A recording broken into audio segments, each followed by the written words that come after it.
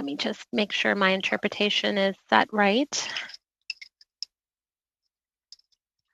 Welcome to meeting number 10 of the House of Commons Standing Committee on Procedure and House Affairs. Today is November 17th, and I'd like to start the meeting by providing some information following the motion that was adopted in the House on Wednesday, September 23rd, 2020. The committee is now sitting in hybrid format, meaning that members can participate either in person or by video conference. Most of this information is now for the benefit of our witnesses. Witnesses must appear, as they know, by video conference as they're appearing today. All members, regardless of the method of participation, will be counted for the purposes of quorum. The committee's power to sit is, however, limited by priority use of the House resources, which is determined by the whips. All questions must be decided by a recorded vote unless the committee disposes of them with unanimous consent or on division. And finally, the committee may deliberate in camera, provided that it takes into account the potential risks to confidentiality inherent in such deliberations with remote participants. Today's proceedings, just like usual, are going to be made available via the website of the House of Commons. So it's being webcasted, and the entirety of the committee will not be shown, but only the members speaking. And so, you know, if you need to take a drink of water or have a little snack, it's okay. And for those participating virtually, you guys know the rules by now. Raise a point of order if you want to speak outside of your regular speaking time, and you can do that just by unmuting your mic and stating you have a point of order. If somebody wants to speak to that point of order, then please use the raised hand function in the toolbar. And if you're participating in person, then the clerk will help us maintain a speaking list where we know and we're talking to each other on the side, so we know what's happening in the room and those participating virtually at the same time. Any technical issues, please let us know. Madam Chair, I'm here to keep an eye on Mr. Doherty in person, so don't worry, I got him in my scope here. All right. Mr. Doherty is becoming a good friend of mine, though, so I do trust him completely. So take that, Mark. Big mistake. Take that, Mark. Well, thank you for that. And it's good to know who's in the room, because it is a little bit difficult for me at times to get a good idea, but our clerk Justin does let me know. So just a reminder, if anything happens technically, please let the clerk or myself know immediately, so that if we have to suspend, we can suspend, so everyone can participate fully. And that is about it. I do want to say off the top, last time Ms. Vecchio had asked about the planning meeting for the prorogation study that we're going to do after this study. I have asked the clerk to try to fit in a subcommittee meeting on the 19th, because right now that's this week. That's the only meeting we have coming forward. That's a 2-hour meeting. So what we're trying to do is try to get another hour tacked onto that.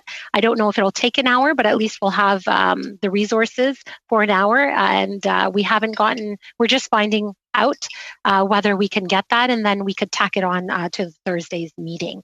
And then all the planning for that study can happen within that subcommittee. But the meeting on the 24th is a 2.5-hour meeting already, and then the meeting on the 26th is already a 3-hour meeting.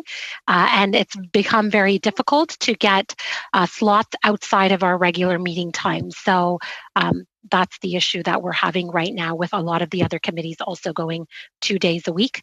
House resources are limited. So that's the update on that. And with that being said, let's welcome our witnesses before us today. We've got Minister LeBlanc, President of the Queen's Privy Council for Canada, and the Minister of Intergovernmental Affairs. And with him, he has Mr. Alan Sutherland, Assistant Secretary to the Cabinet, Office of the Deputy Secretary to Cabinet. And we have Monsieur Manon Piquet. Perhaps let me know if I haven't pronounced. Point of order. Madam Chair, Yes? Sorry to interrupt. We're just getting a message that the online portion is, the audio is not coming through, the dial-in portion is not coming through, very faint. So a technical. Okay, the dial-in, the online, so through Parleview or through, and then the dial-in. The dial-in in Parleview, it just says there's some Okay. audio, but it's very faint and it's getting overrun by typing noises.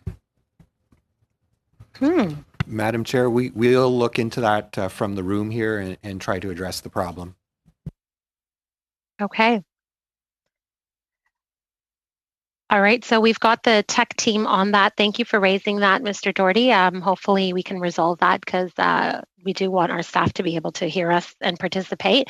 I'll also try to speak up a little bit more. Maybe the typing or whatever is happening in the background, I can overcome that with my loud voice. So anyways, as I was saying, we also have the Director of Special Projects for Democratic Institutions with us here today as well. And we are meeting on the supplementary and the main estimates today on the Leaders Debate Commission. So the estimates are focused on the Leaders Debate Commission, and I thank our minister for sending remarks in advance. So I think everyone should have received those written remarks as well. That'll help you follow along and formulate your questions. So I'll give it up to the minister. Welcome, Minister LeBlanc, and you have 5 minutes for your opening remarks. So, Madam Chair, thank you. Can you hear me okay? Yes, we can. Okay, super. Thank you. I've actually prepared 55 minutes of opening remarks, so I know colleagues will be quite excited to hear that, particularly my friend Todd Doherty. I see there with Tom Lakiski in the room. Gentlemen, you guys have missed me so much that you're looking forward to this hour-long presentation because I know you really want an hour-long discussion on the details, the financial details of the Leaders Debate Commission. I can't imagine why you would have invited me here to Minister, discuss anything else. don't make me bring up ClamScan. No, Todd, I was hoping you'd bring that up because, or maybe Irving airplane transports to medical appointments would be another one we could talk about. Colleagues, I am, Madam Chair, very happy to be here. All joking aside, I'm happy to see my colleagues. I've had a chance to see a number of you in Ottawa when I've been in and out over the last number of weeks, but it is a privilege to appear before your committee, Madam Chair, appear before PROC. I used to be a member of PROC in past parliaments. I understand the important role of the PROC committee and the work you do, particularly around Elections Act, democratic institutions. That is a core responsibility of your committee, and it's in that context that I'm obviously happy to be here today, and in particular to talk about, as I said, the financial estimates for the Leaders Debates Commission. As you noted, Madam Chair, I am joined by colleagues from the Privy Council Office, the Assistant Secretary Alan Sutherland, and Madame Manon Paquette, who is a director in the Democratic Institutions Group at Privy Council. Colleagues, we have many reasons as Canadians to be proud of our democracy, but I think we don't need to look very far around the world to know that democracy is, in many contexts, very fragile. Protecting our values, institutions, and practices is a challenge faced by all democracies, and it requires constant vigilance. And that's why I thank you, Madam Chair, and your colleagues on the committee for the work, the ongoing work you do in this regard. The Leaders Debates Commission and Leaders Debates themselves play an essential role in federal elections and are a cornerstone, in our view, of a healthy, vibrant, and diverse democracy.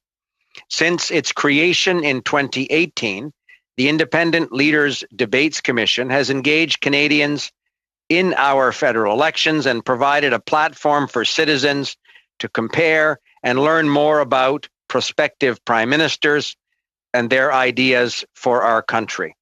While the Commission receives administrative support from the Privy Council Office, it conducts its mandate with complete independence from government and does so obviously in the public interest.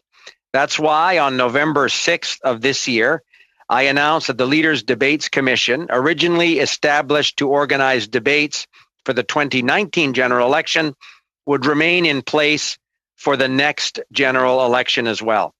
I also announced the reappointment of the Right Honourable David Johnston to the position of Commissioner of the Leaders Debates Commission. And I obviously thank the Right Honourable David Johnston for agreeing to continue this important work. As you know, colleagues, the Commission was established in 2018 with a mandate to organize political debates for, as I said, the 2019 general election. The Commission delivered 2 leaders' debates, one in each official language during that election, but also made available the debates in a number of additional languages, including Indigenous languages. But we believe, and the Commissioner believes, that we can continue to do more work in that regard as well. In the following months, the Commission conducted a lessons learned exercise based on its initial experience with the 2019 election. This resulted in a recommendation report, which I tabled, as you know, in the House of Commons on June 1st, 2020.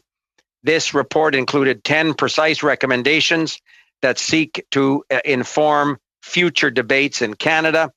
But I think this was another example of the outstanding work that the Right Honourable David Johnston did for Canadians.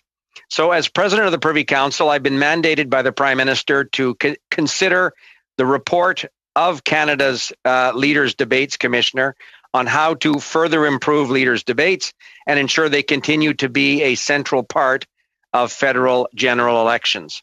The renewal of the Commission's mandate will ensure that there will be debates for the next general election, regardless, obviously, of the timing, which is clearly more uncertain in a minority parliament.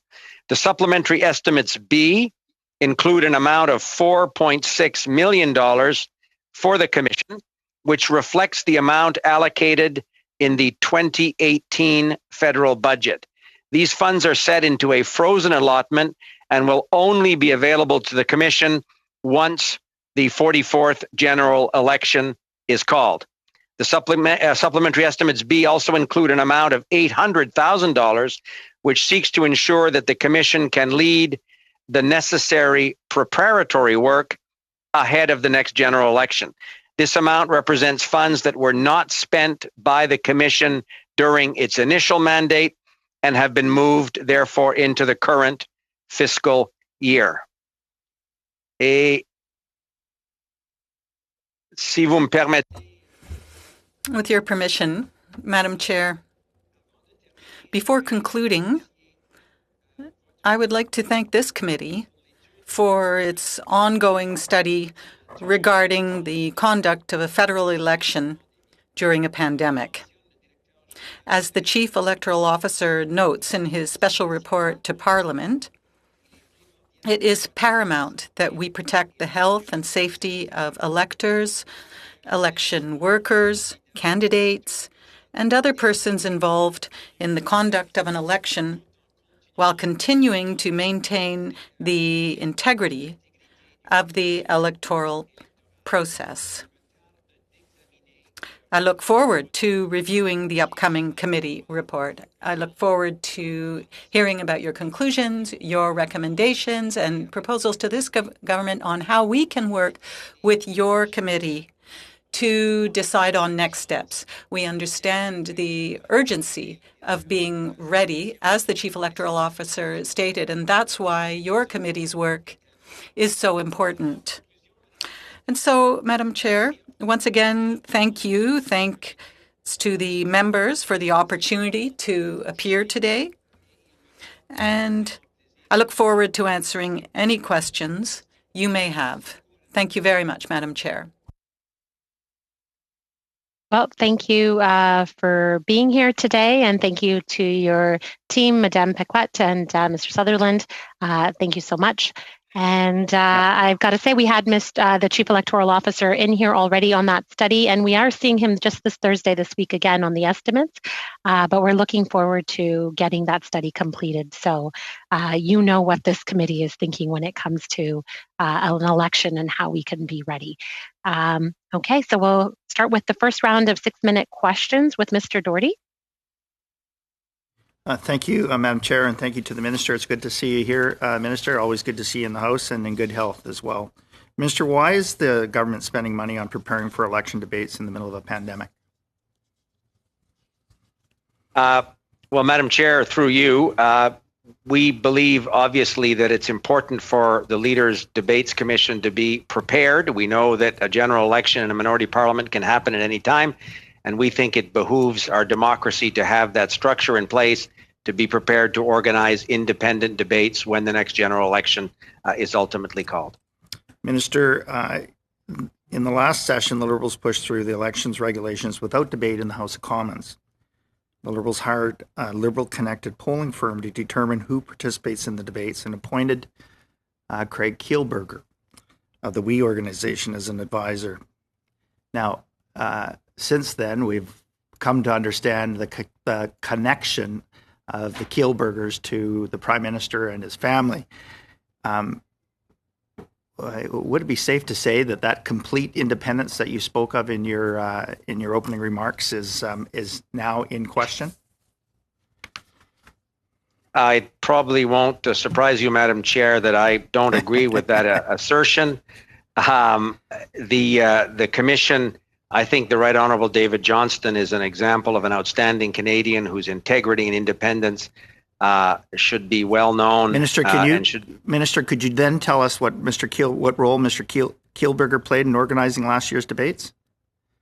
Well, it would be. I wasn't a member of the Debates Commission, Madam Chair, so I wasn't at those meetings, and the Commission didn't report to me on the nature of those discussions they had as a Debates Commission. So no, obviously I'm not able to provide answers. What I was going to say, Madam Chair, is that the importance of having a commission in place led by somebody as credible as the Right Honourable David Johnston, with an advisory panel that obviously will be reconstituted now that the commission is going to be in place for the next general election.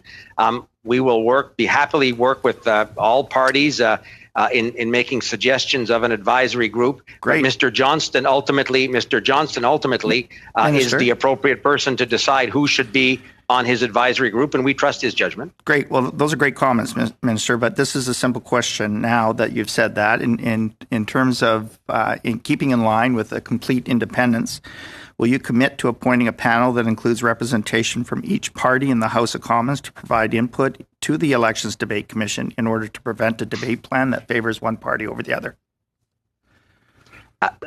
Again, Madam Chair, if the commission is to do its work independently, I'd want to reflect on, I hadn't thought about that, I'd want to reflect on the appropriateness of having active partisan persons involved in an advisory capacity to Commissioner Johnston. We could certainly raise that with Commissioner Johnston. I think in the end, he benefits from a broad range of advice of nonpartisan people.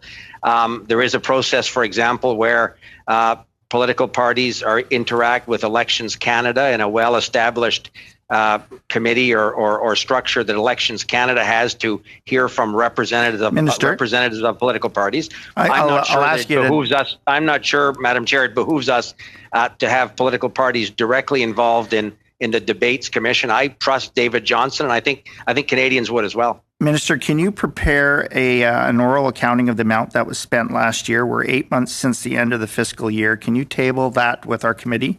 And further, when your government tabled the main estimates in February, it sought $1 for the Debates Commission. In June, the supplementary estimates, nothing more was sought. Then in September, you asked for $5.4 million for the Debates Commission. There's been a minority government throughout this time, so what has changed? Again, Madam Chair, just if I can go back to the beginning of your question, Todd, you said table an oral update. What does that mean? If you can provide an oral accounting of where the money that has been, the money budgeted has been spent. Well, how would it? I'm sorry, I think I'm a little confused too. An oral accounting? If he can provide us with a detailed analysis on how that money has been spent to date.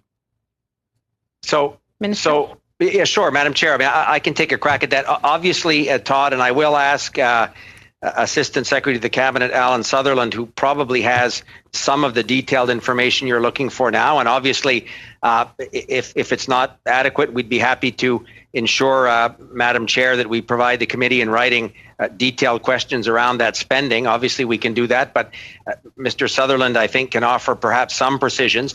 The reason I think, and Mr. Sutherland will correct me if I'm wrong, the reason I think, Todd, why there was that placeholder of $1 is simply because Cabinet had not, by order in council, reconstituted the commission as Cabinet did some weeks ago, and therefore the commission now, having been formally stood up again, is in a position to have a spending authority appropriate to what was done last time. But before the government had decided to recreate the commission. And I would point out, recreate the commission reflecting the suggestions that Commissioner Johnston had made in his report of the 2019 election. We wanted to ensure that the recreated commission would track as much as possible the suggestions, thoughtful suggestions that Commissioner Johnston had made in terms of improving it. But perhaps Assistant Secretary Sutherland can provide some of the detailed financial answers that Mr. Doherty was looking for. We're just out of time, but you can take 30 seconds if you can and answer that since Sure. we're running short. I think the minister has it right. The $1 is simply an accounting placeholder. It's fair to call it that. And in the opening months of the fiscal year, the commission was not in place, so therefore was not incurring any expenses. Okay, thank you so much. Ms. Petty-Pat-Taylor, 6 minutes. Thank you so much, Madam Chair. And I would also like to take an opportunity to thank Minister LeBlanc for being here with us today, Mr. Sutherland, and also Madame Paquette. You're very generous with your time, being with us for 2 hours, so we certainly appreciate the time that you are giving us. My focus of my questions as well is going to be on the Leaders Debate Commission. And as you've indicated in your opening remarks, Minister LeBlanc, I as well was extremely pleased when you announced this month that the Leaders Debate Commission would remain in place for the next general election. And I think we would all agree that Mr. Johnston really is a stellar individual to lead this really, really important work. I'm wondering if you would be able to elaborate on the intended goals of the Debate Commission and how that you feel that it contributes to our democracy.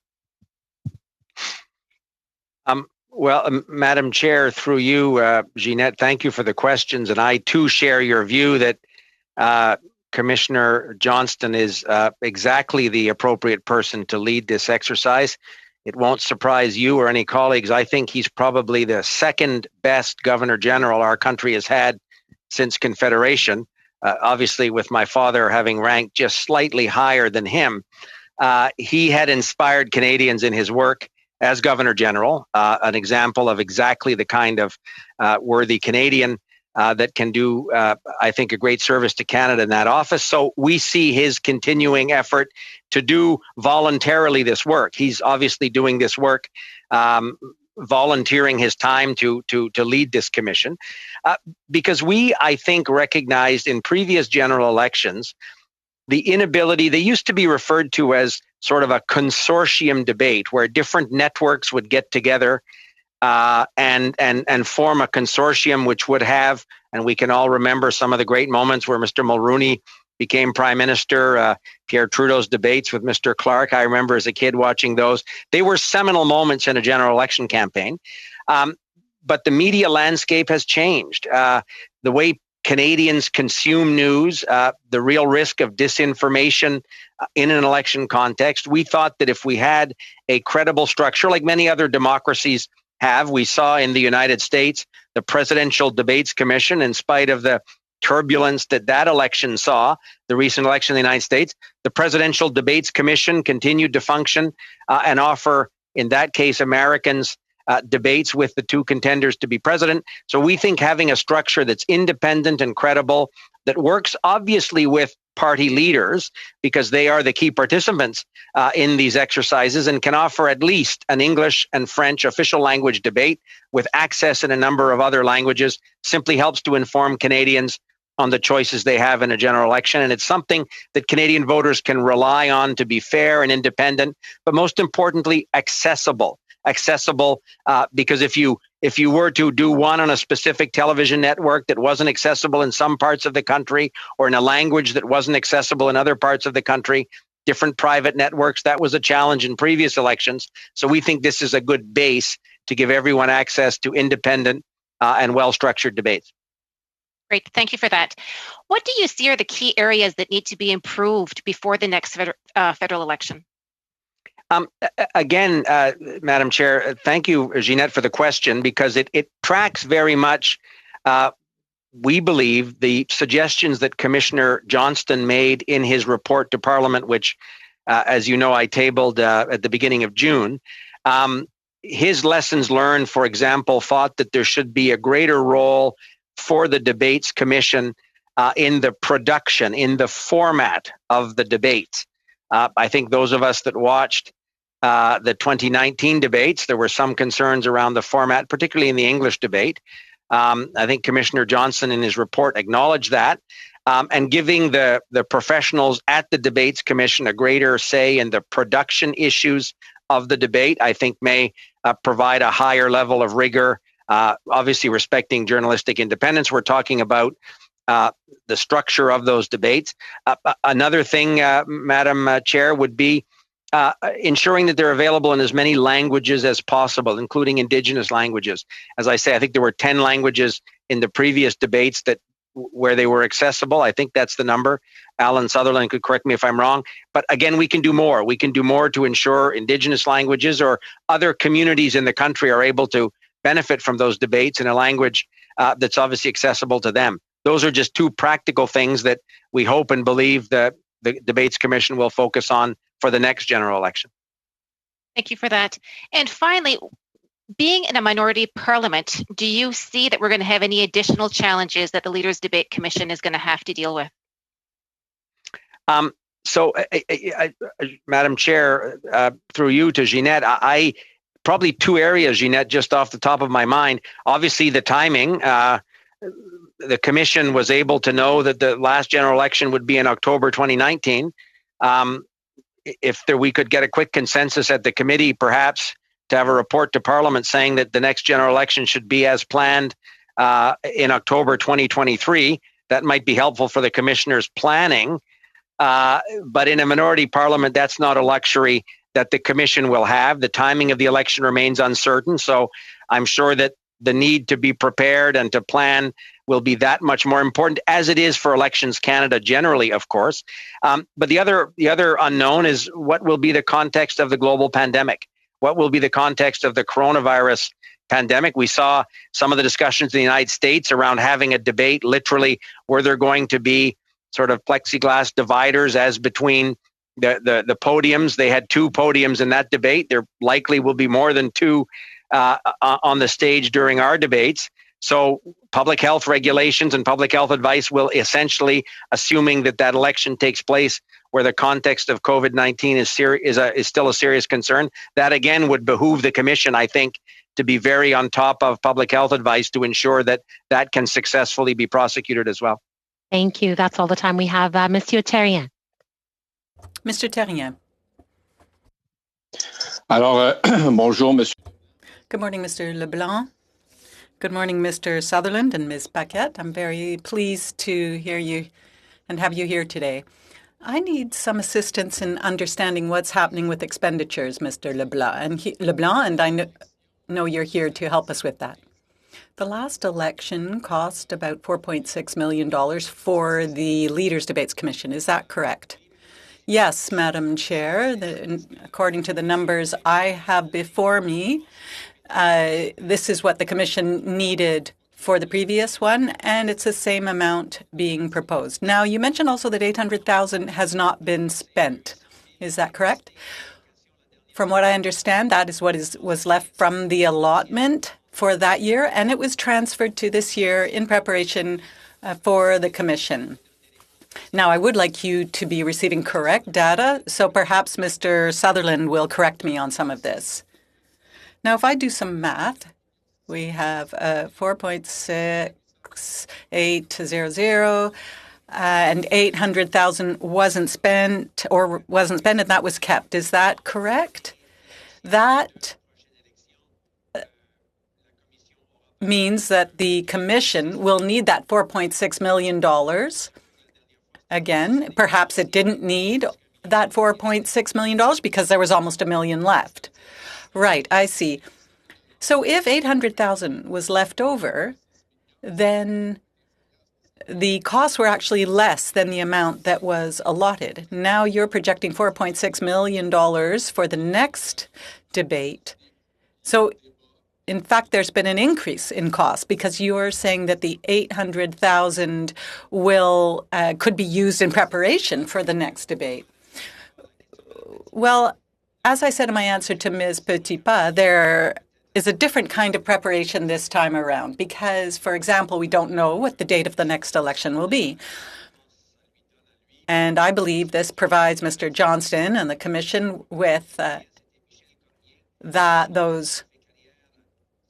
capacity. Now, as you know, Mr. Cormier was a journalist. He was in charge of news at Radio-Canada in Montreal, and he was working with Mr. Johnston. And I hope he will continue to do that. I hope he will be assisting the Commissioner. But once again, Mr. Terrien, I could get you absolutely specific numbers and information if you feel that would be useful, or Mr. Sutherland may have something to add. Yes, because I'm having difficulty in understanding what that $800,000 will be for. Because if that was left over, that means that your costs were less than expected, and now you're providing $4.6 million again. So I'm wondering how that will be used. Now, you mentioned that perhaps the spending may be related to the fact that we're in a pandemic, but I thought about this as well, and I thought, could that increase the cost? Well, plexiglass, I can understand that costs a few dollars. But from there to saying that we need another $800,000 to organize a debate during a pandemic when the cost would be minimal, I'm having difficulty understanding. Well, I understand in terms of expenditures directly related to the pandemic, I assume these aren't huge amounts. However, if we are to accept Mr. Johnson's recommendations to give an increased role to the Commission in terms of production of the debate, then, and again, Michel Cormier or the Commissioner would probably have been able to better explain this, because you see, I've never had to produce anything that has been broadcast. But perhaps that increased responsibility or that increased capacity may add to costs. And I imagine that a part of those costs will represent an increase. That is to say that there will be an increase related to increased responsibility on the part of the Commission. You know, there were a number of criticisms, especially in the English language debates, in terms of the production. And perhaps there were inconsistencies. I noticed some inconsistencies, so I can understand why they would want to have an increased role in production. Thank you. Well, I would like to receive that more specific information. I trust you. I'm sure you will send that information. Now, in terms of the $1.8 million for professional services, how was that allocated? I heard the word "we charity," and I had a funny reflex, you know, when I heard that.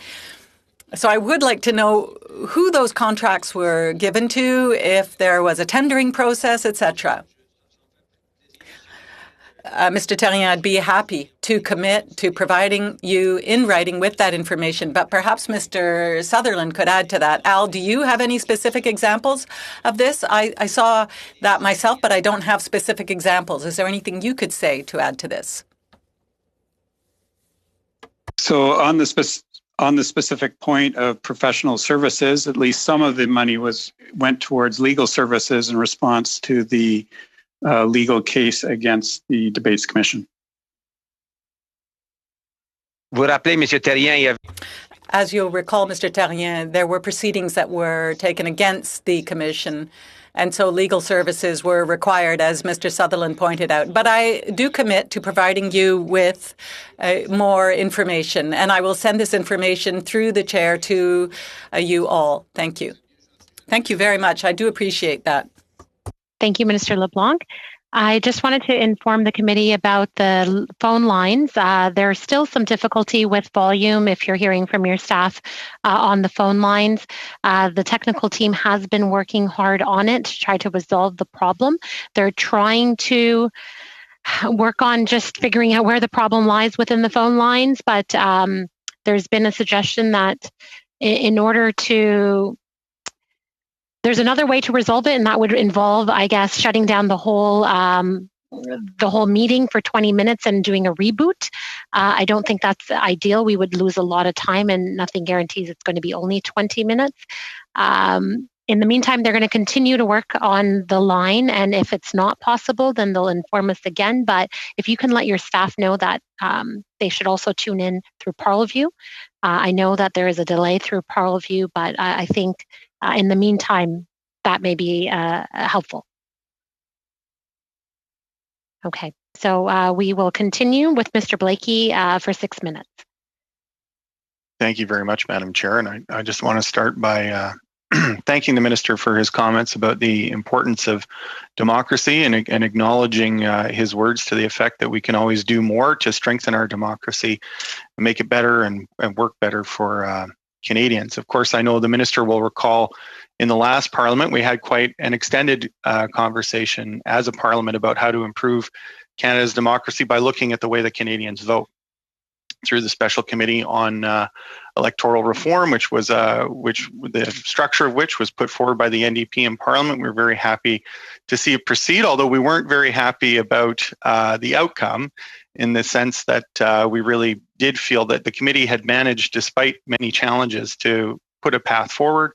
And we shared the disappointment of many Canadians when the government chose not to move forward on that. We did note with interest, however, that the Liberals on the committee had filed a report saying that we should have more consultation with Canadians on how we vote and how we can improve our democracy in that way.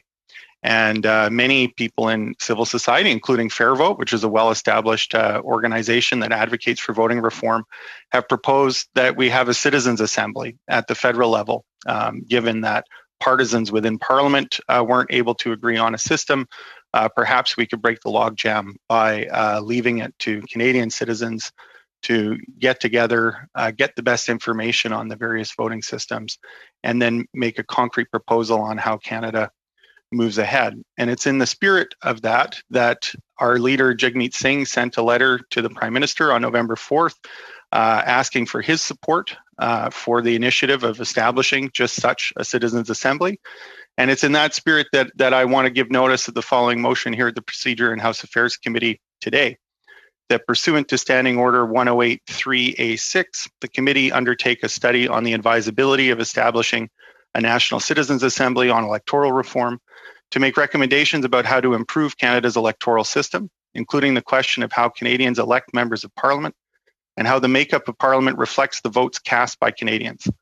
That the committee's study shall include an examination of A, the terms of reference for such an assembly, B, the composition of such an assembly, C, a timeline for the completion of such an assembly's work, D, public reporting requirements for such an assembly, E, the resources required to support the work of such an assembly, including measures to ensure comprehensive and effective citizen engagement throughout the process, F, any other matters the committee deems pertinent to voting reform, that the committee report back to the House no later than May 3rd, 2021, and that the committee's report either 1, recommend not to proceed with such an assembly, or 2, recommend to proceed with such an assembly and include a detailed plan for how to proceed that provides for the issues raised in items A to F.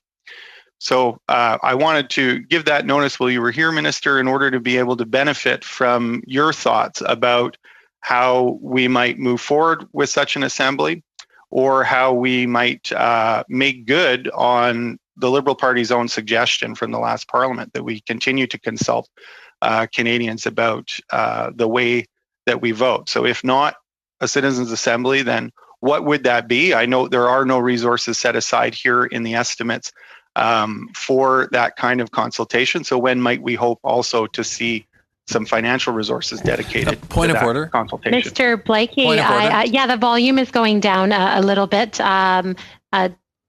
Mr. Clerk, if you could look into that as well, or Mr. Blakey, I don't know, is your connection going in and out? I don't know. Am I coming across better now? You're good. Yeah, you're good. Point of order. It happened once before too. Oh, Mr. Gerritsen, yes.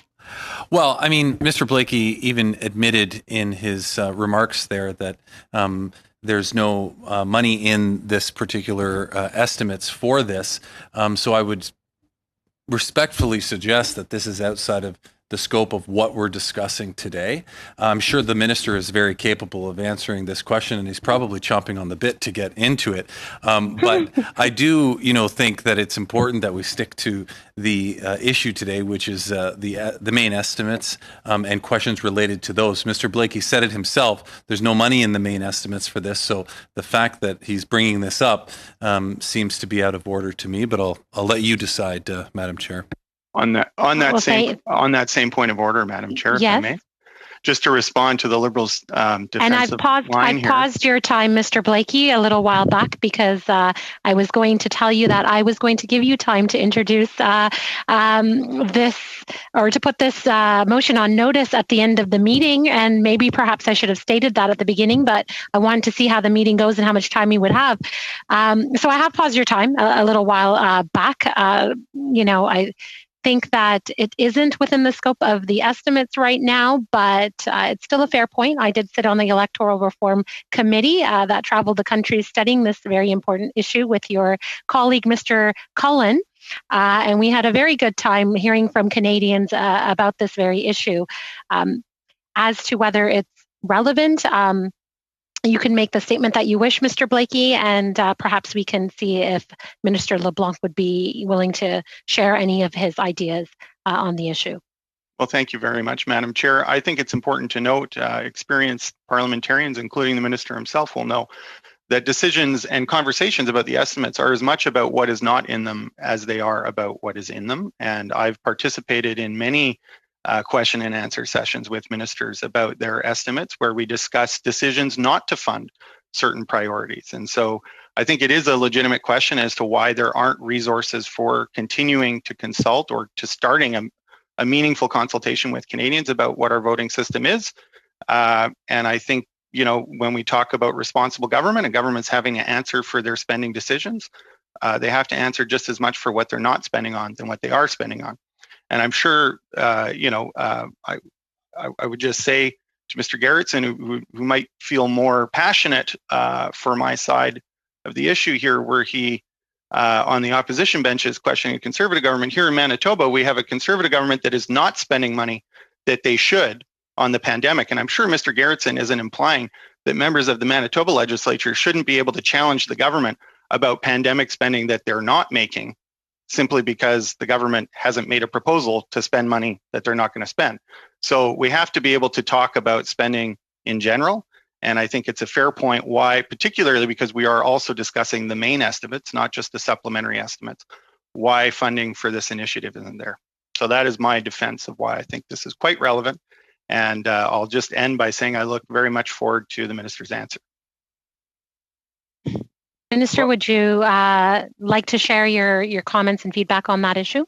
Of course, Madam Chair, and thank you for the opportunity, and thank you, Mr. Blakey, for raising obviously a critical issue, the idea of consulting Canadians on ways to improve our democracy, ways to improve the participation of Canadians. It's something we should constantly be focused on. You can imagine the context of COVID presents in and of itself something that we need to be very aware of. So I don't propose, Madam Chair, to have a view on the agenda of your committee and how you will choose to organize your meetings.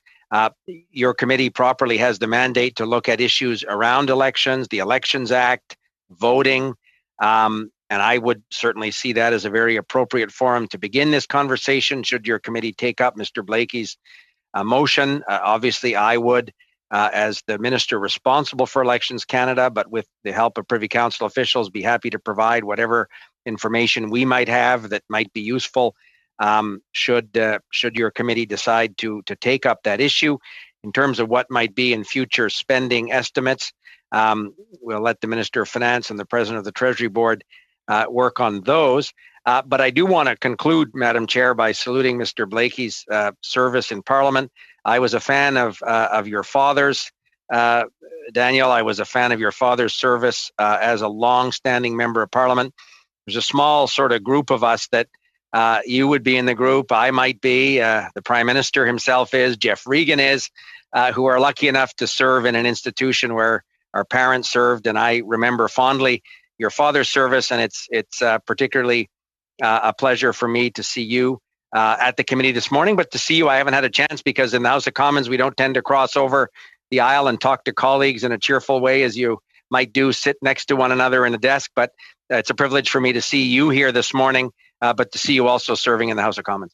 Well, thank you very much. I look forward to continuing to work with you and hopefully working towards establishing a citizens' assembly at the federal level for voting reform. Madam Chair, I would just point out that I neglected to mention this.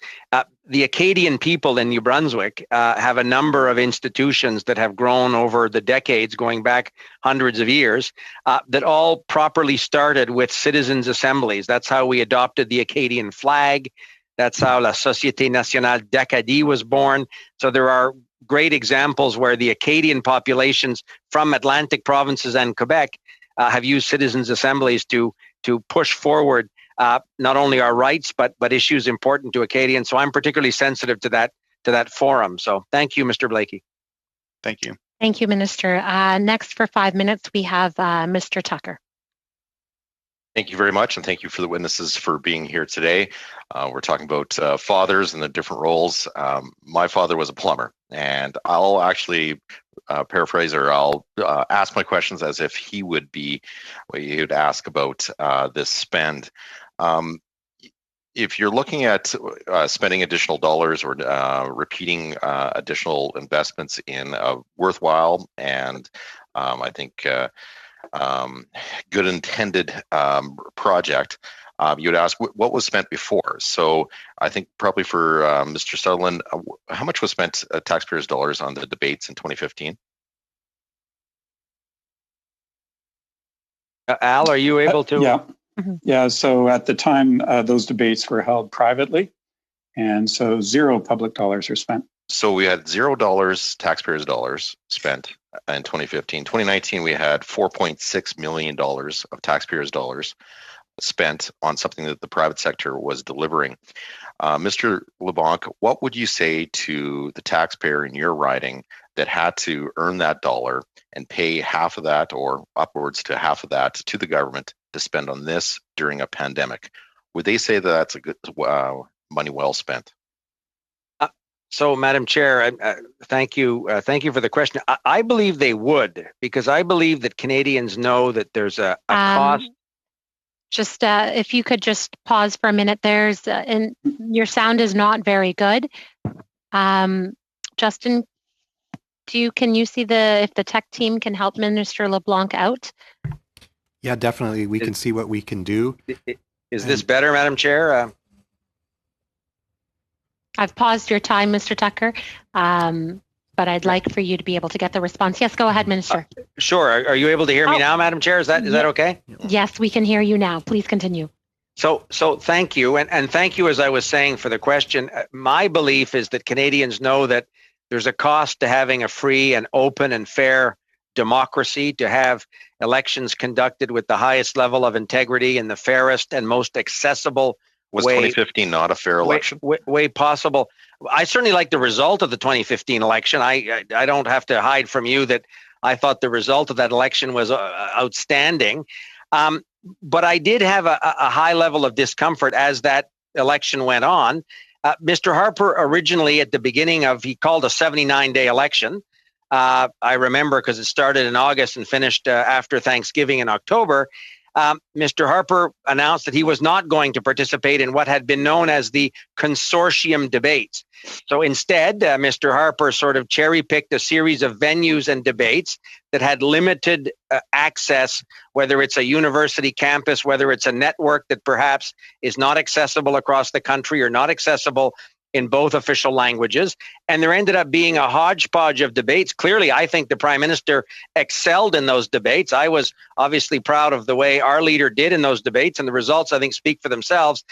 But there was a certain incoherence, Madam Chair, when the election began, because Mr. Harper started by vandalizing what had been a long-standing tradition of these consortium-led debates. So the Debates Commission was our way to try and restore at least a basic platform that is fair and accessible across the country in both official languages in a reliable way. And leaders, of course, are free to pick and choose other debates they may wish to attend. Minister. So back to the cost. So you're in the belief that $4.6 million of taxpayers' money is better spent on holding a debate that could be held privately than spending on healthcare during a pandemic. I just want to be clear on that.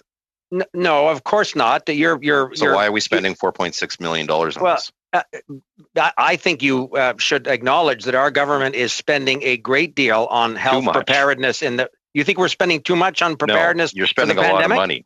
I believe you're spending a lot of money, and on $4.6 million could be spent better than on producing a flashy debate where questionable results, I think, on the production value.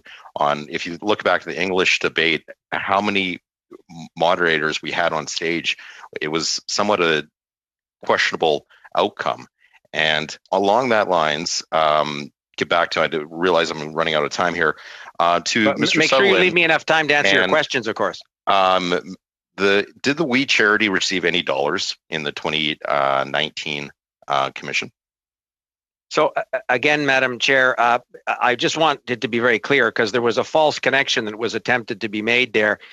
Whatever spending is appropriate to have a fair and independent, credible debates commission in an election will in no way limit the government's very important responsibility to spend what is necessary for the health and safety of Canadians in a pandemic. So that is a false choice to pretend that because we've decided to set up an independent, fair, robust debates commission, somehow it's going to take away from other investments necessary with provinces and territories. It wasn't independent. So back to the question, Mr. Sutherland. If I could just pause everybody for a moment. We still have issues with sound that keep coming up. Your sound, Minister LeBlanc, is going in and out. It comes right back, but it fades as well when you're point speaking. Of order, Madam Chair. Mm-hmm. Mr. Algabro. I think the issue is not with the minister's mic. I think this is, given the fact that it's being repeated with different speakers, I have a feeling it is the system itself where audio keeps fading and coming back. It's the same thing that happened to Mr. Blakey. Oh, yes, that's right. I was going to say it didn't happen to anybody else, though. Let's try Mr. Sutherland to answer the question, then we'll hopefully get the tech people in the meantime fixing it. Okay. How's that, Chair? Thank you, Mr. So the question was to Mr. Sutherland, did the We Charity receive any dollars in the 2019 debate commission? You have 10 to 20 seconds. So in the 2019 debates commission, Mr. Kielburger was a member of the advisory committee. So the charity itself did not receive any dollars? Not to my knowledge. Could you table the charities that did receive dollars? And what was the amount that Mark Kielburger was paid for per diem? I don't know that offhand, but I could find it out. Could you table that, please? And okay, and that's all the time we have. I have paused at times as well to allow you more than the 6 minutes because of the points of order and the interruptions. Okay, next we've got Mr. Turnbull for 5 minutes, please. Thank you, Madam Chair. Thanks, Minister, for being here and your colleagues here, which I'm finding very helpful.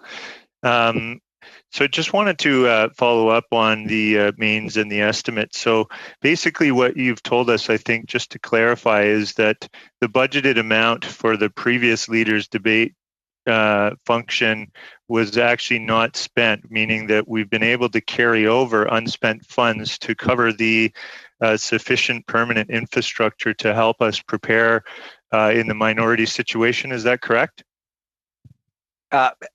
Madam Chair, thank you, and thanks, Mr. Turnbull, for the question. Yes, that's my understanding. Al, if I have it wrong, you'll correct me. I understand there was $800,000 unspent, which is what we're proposing as the amount to give the Commission some preparatory capacity in advance of the election. Is that correct, Al?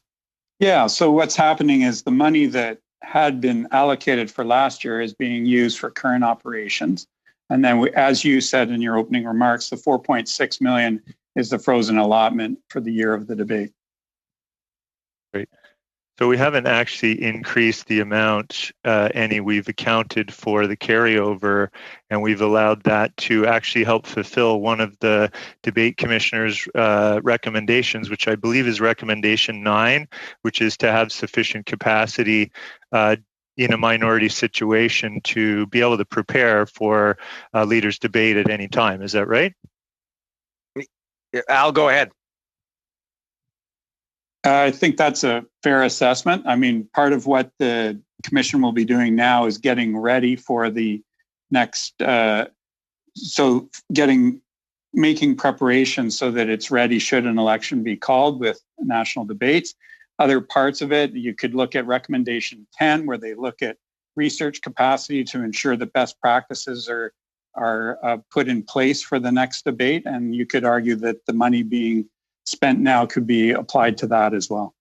Okay, wonderful. Sounds very prudent, if you ask me. So just moving on to another topic, which is important to me. I know in the last election, there was quite a number of concerns expressed about disinformation, specifically on social media. And I think those concerns are particularly relevant, especially given the COVID-19 context where people might be isolated. And if a snap election is called, certainly people will be using online sources to influence and inform their decisions on who to place their confidence in. So this, elevates this to a level of importance, I think, in a COVID context, which is pretty significant. Minister, could you outline how you intend to increase citizen resilience to and combat social media disinformation, which we know is all too prevalent today? Well, thank you, Madam Chair, and Ryan, thank you for that question, because you're absolutely right. Our colleague Karina Gould, when she was minister responsible for democratic institutions in advance of the 2019 election, I think took some very significant steps supported by the officials at Privy Council, some of whom are here with me today, to help build citizen resilience. As you said, the best way, this is a global challenge. There is a huge threat to basic information caused by misinformation, but more particularly disinformation. As colleagues will know, that's the deliberate dissemination of information designed to divide societies, designed to provoke reactions. Some of it, of course, reaches the level of hate speech as well. And it can be very corrosive to a functioning democracy. It's something probably that wasn't imagined 20, 30, 40 years ago, but every general election, and you can imagine in global contexts, we have more and more worrying examples around the world where democracies need to insulate themselves and protect themselves. And the best way to do it is to build an ecosystem of citizen resilience, where citizens are able to distinguish disinformation from reliable information. The social media platforms also have an important role to play. I think it's no secret. My colleague, the Heritage Minister, has talked about upcoming changes as well.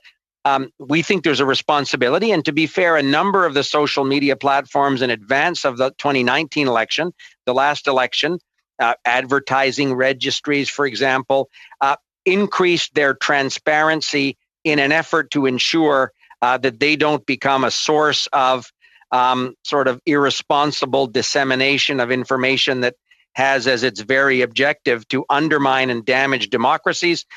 Ryan, as you will know, we have a Heritage Canada runs something called the Digital Citizens Initiative, which supports social cohesion and democratic citizens groups to build greater resilience. But Madam Chair, I just finished with this. If you and your colleagues on the committee have suggestions, have ideas of how we can go further to build greater citizen resilience, to fight disinformation, perhaps we could look at the experience in the United States of the general election or the presidential election that just concluded there. I know that the UK election had some interesting circumstances as well. But if your committee would like a briefing from officials, including security and intelligence officials who follow these items for the Government of Canada, I would be more than happy to arrange those briefings and look forward to working with you on those issues and so many more.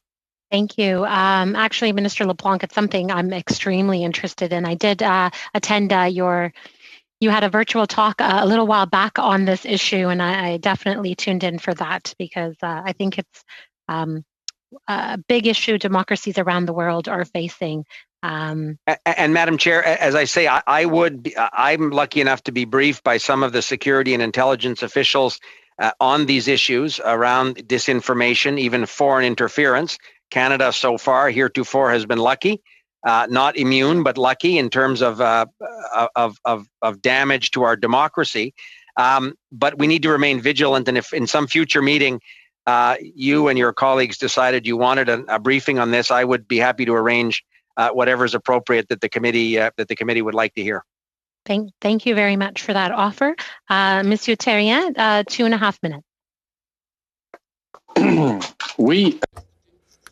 Thank you. Mr. Tucker stole my thunder somewhat, but I didn't quite understand the answer. In 2015, debates were organized privately, and it cost nothing to the public treasury. Then the government allocated $4.6 million to the commission. Why was that ever done? What was it that led to the decision for the government to be in charge of something that the private sector was doing previously? Was there a problem? I truly don't understand. Perhaps you explained it, but I didn't quite understand your explanation. Well, I'm more than happy. I'm just making sure that I changed the channel. Mr. Terrien, in answer to your question, you'll recall that in 2015, now I'm not an expert, but I have been following elections for a long time, like many of you. And one will recall that there was Mulroney in '84. There were various dramatic moments during previous elections and debates. I remember Mr. Bouchard, and I'll always find interesting the fact that the next day, Mr. Duceppe appeared to have won the debate in English, and that kind of made me smile at the time.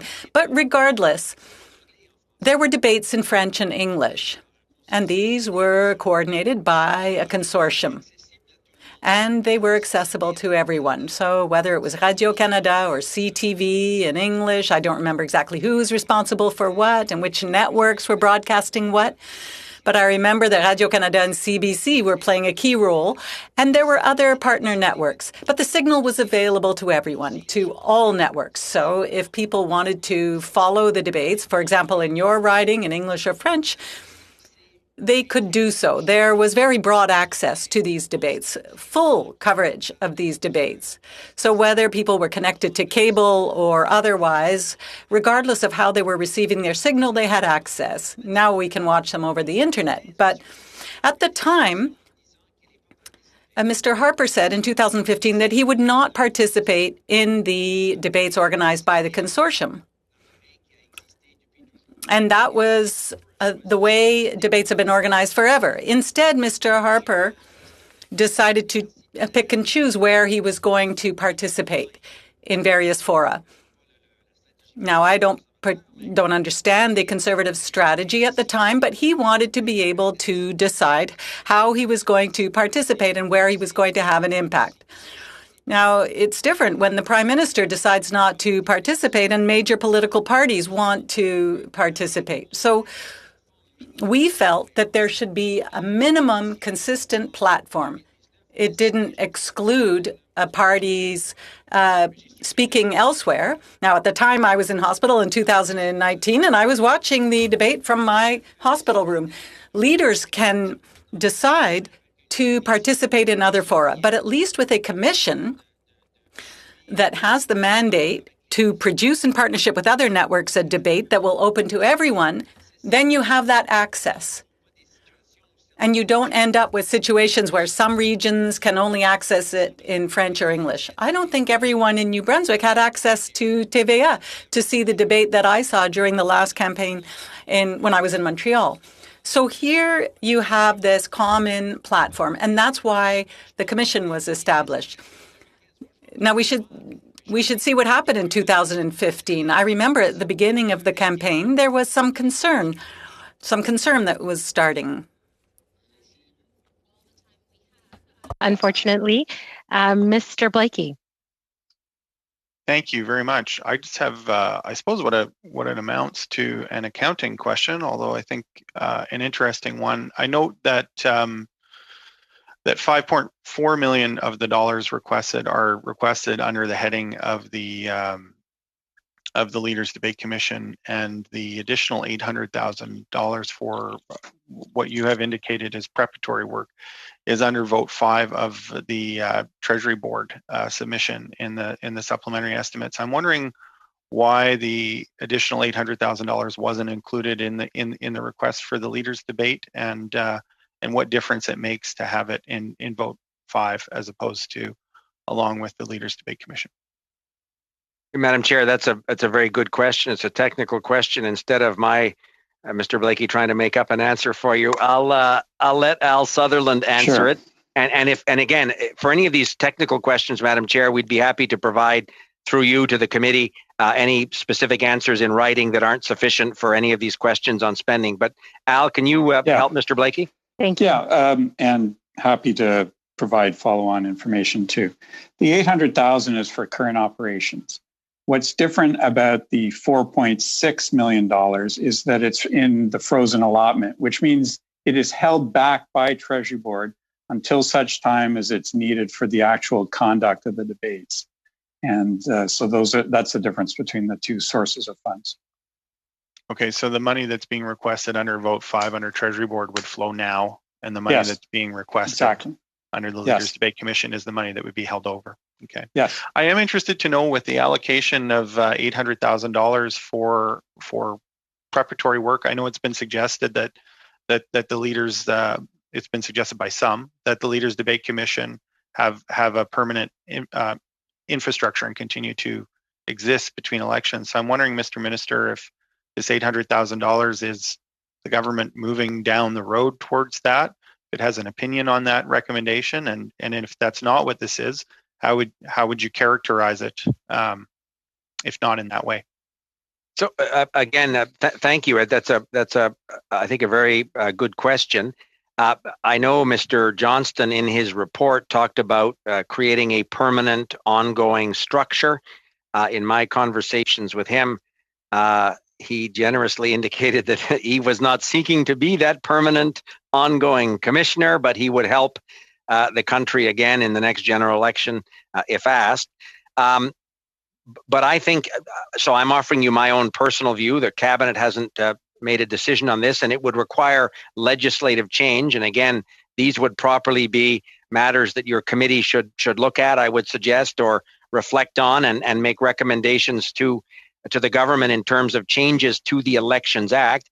But I personally would favor an ongoing permanent structure in legislation that would provide that basic platform in general elections of an accessible, open, fair debate as between leaders with a properly independent commission to make those decisions, obviously. Thank you, Minister LeBlanc. Yeah. So we would welcome that future conversation, but and again, your committee's advice would be very helpful. Thank you. Ms. Vecchio. Thank you very much. Thank you very much, Minister LeBlanc, for being here. And it is always wonderful to see you in the House of Commons. Just a simple question to start. You've referred a lot back to the 2015 versus 2019. Is the question, is it mandatory for leadership candidates to participate in this new format? You know what? That's a very good question, Ms. Vecchio. I hadn't thought of it that way. I don't think we can, by an order in council, force some leader to show up on a stage at a certain time with a dark suit on and some makeup. I don't think that is. It's a very good question, but no, I would think a leader would be perfectly able to decline to participate and explain to his or her supporters. Excellent, because that's good to know, because we're talking about what you were, and you very well said why in 2015 you felt it was appropriate. But in 2019, we actually had 6 candidates take the floor, which we know was extremely busy. And with 5 moderators got a little even crazier than that. But we're talking about the fact that we've gone from spending $0. Paul Wells has said that with $6 million, Maclean's could have 60 debates. It's coming out that factors that a debate costs approximately $250 million to run. So why would the government have to run a debate if it wasn't mandatory in the first place? You've used a lot because of what Harper did. Well, it's not mandatory and it doesn't matter. So it's 2020 now. Why does the government still need to run these debates then? If it's not mandatory, why does it need to be the government versus a private consortium? So again, I don't want to be too technical. It's not the government that's running the debates. It would be an independent commission, obviously financed through the normal estimates process. That's what we're talking about today. I'm a big fan of Paul Wells and Maclean's magazine. If he would like to organize 60 debates, the problem is the Maclean magazine's debates wouldn't necessarily be in French, would they? So that is one of the challenges. My constituents are 2/3 Francophone. They consume a number of their a significant portion of their information from French media platforms. So our view is that this offers a basic guarantee of structured, fair, accessible debates in terms of different networks can carry the signal for free. But again, if Paul Wells wants to organize 59 more, we'll see if the leaders want to show up 59 times at his debate. Oh, maybe in a pandemic election when people won't be able to travel as much. Nothing else to do. How could you come to the Atlantic bubble? You see, this is the challenge. Very true. Thanks very much, Dominique. I really appreciate it. One of the other things that I wanted to note, and the reason I ask is, I mean, we heard about the chaos. I watched the debates, and I'm just like you, Dominique. I've watched those debates when we talk about Trudeau and Clark. I've watched those too, and that's something that for me is really important to have. And so it needs to be non-chaotic. It needs to be transparent. It needs to be all of those things. How are we going to move forward, though? Because it was reported that although you're not a government agency, they still are not fully independent from the government, this commission, because, they are the ones of the government of the day. So if I'm looking at this, the government of the day chose in the last time to put an order in council. So I'm wondering, will you commit to not putting an order in council when it comes to who has to participate or who's allowed to participate in the 2020 or the 2021 leadership? What would the order in council be there, or the participation criteria? I'm just trying to find out where you're on with that. And again, Karen, that's a very fair question. I think that the Right Honourable David Johnston is precisely the kind of person, and in this case, the precise person, to provide that confidence to Canadians that it is indeed independent from the government. Mr. Johnston would not accept to do this if the government or any other partisan actor were offering him a direction in terms of how he should organize these debates. We have full confidence, as I think Canadians do, in his judgment. I think that there were lessons learned, you're right, Karen, from the 2015 experience. But I would trust Mr. Johnston's judgment, and that was part of his lessons learned document that was made public in June, in terms of giving him the authority to determine who participates on the stage. It shouldn't properly be, I guess, the subject to court litigation either. To your colleague's question, that can use up a bit of money as well. But we would allow Mr. Johnston and the Commission to make those decisions. But we just think that basic platform should exist. And as you say, the order in council is perhaps not the ideal mechanism. To Mr. Blakey's question, if we could get consensus in the House of Commons to pass very quickly, our House leaders might even agree to help us with this legislation that would permanently create a debates commission. I would be the first one to be enthusiastic about that, but I think the consensus isn't there yet. That's why the order in council is the mechanism that sets this up. But it in our view, is not the long-term solution, but it will be in place for the next election. Okay, thank you so much, Minister. We've got Dr. Duncan next. Thank you, Madam Chair, and thank you, Minister, and to Mr. Sutherland, our officials, and Ms. Paquette. Thank you for joining us this morning to talk about protecting our democracy. And since the Minister has mentioned how to protect electors, election workers, candidates, and all Canadians during, should there be an election, I'm going to ask a few questions.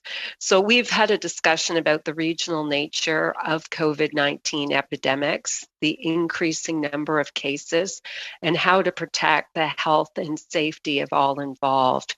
For example, having infection prevention and control experts, guidance to political parties, a review of party pandemic plans, cleaning, masking, and social distancing at polling stations, infection audits during the election, a greater number of polling stations, more hours at polling stations, mock-up of polling stations before their implementations. And these are just a few of the ideas.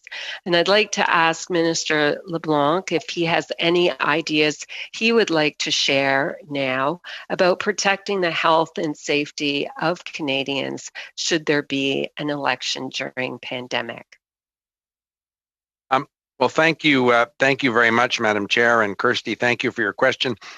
Ruby, when people are talking, so I was stuffing part of a grilled cheese sandwich into my mouth when Kirsty was asking the question.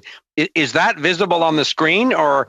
Yes. No, Okay. no, but you have put it into the Hansard record now, and I don't look like somebody that's missed too many meals. That won't be a surprise. But it's an hour later here in New Brunswick. I just want to make sure I'm in great shape for question period. So, Kirsty, this didn't take away from your time, but I apologize. I still have some of that grilled cheese sandwich in my mouth. Kirsty, so I am, as I mentioned in my opening comments to your chair, extremely interested in the work that your committee is doing in looking at the Chief Electoral Officer's report about the context of a pandemic election. I personally like the idea very much of trying to find the appropriate legislative measures we can put in place with a broad consensus in the House of Commons, obviously, quickly, that would give the Chief Electoral Officer the ability for the next general election. I like his idea of a sunsetted provisions that it would apply to the next election, which we fear may obviously be in the context of the ongoing pandemic. Kirsty, your own professional experience around these issues, around infection control measures, around dealing with pandemics and viral transmissions probably makes your own thoughts much more valid than mine on this issue. But I can just tell you this. I can tell you that in my conversation with the Chief Electoral Officer, probably already 3 months ago, one of his concerns was, can the government help procure for Elections Canada all of the personal protective equipment and extra that they would need, of course, to ensure the safety of those people working in an election context during a pandemic? Our answer obviously was yes. Anytime Elections Canada has come to Privy Council, Alan Sutherland or others with requests in terms of getting ready themselves based on the best public health advice that they're getting from public health authorities, we obviously want to collaborate immediately and very quickly. That was a commitment I made to Monsieur Perrault, and obviously that's an ongoing commitment. But Kirsty, you're right. I saw, for example, we finished an election in my province in New Brunswick, a provincial election during the beginning of the second wave, which we see tragically underway now. And I noted that the Chief Public Health Officer, Dr. Russell, from my province, when she testified before your committee, indicated that the provincial election in New Brunswick didn't have any direct incidents, at least to the best of their information, of COVID transmission. It's easy because for the moment, the circumstances around communal spread in New Brunswick may be different than other parts of the country, although I have I don't pretend to think that we're immune from some of those challenges in any way. But we can be inspired by, I had a conversation with Premier Horgan after he was reelected in British Columbia, and he talked to me about some of the things that their elections agency did with Dr. Henry and other local and regional public health officials, not simply the provincial public health officers. So I think there's a body of best practices. Saskatchewan, of course, we have a body of best practices already. And if you want, and this probably the committee can request this, but I can ask PCO if we can in any way find access to those reports and make them available to your committee. But I'm sure Elections Canada would share with you all of that as well. But I'd be happy to work on your suggestions. Thanks, Madam Chair. I'm sorry I'm talking too long. Thank you, Minister. We're going into our third round, and we have you for a little while longer, but I do want to assure you that the webcast is only webcasting and showing the speaker at the time and not the full committee. So in between, if you do want to take a few bites, because I do understand you, there's not a lot of time after this before QP. Mr. Lukiski, 5 minutes, please.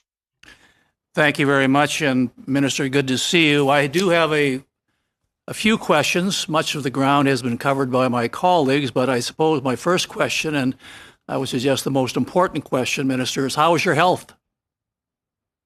Well, Tom, you're very generous. Thank you for asking. You and I have had a chance to serve together and become friends over many, many years. So your question means a great deal to me. And the good news, Tom, is I think I'm one of the lucky Canadians. I had over 15 months ago now a stem cell transplant from an unrelated donor, imagine, in Europe. My sister was not a match.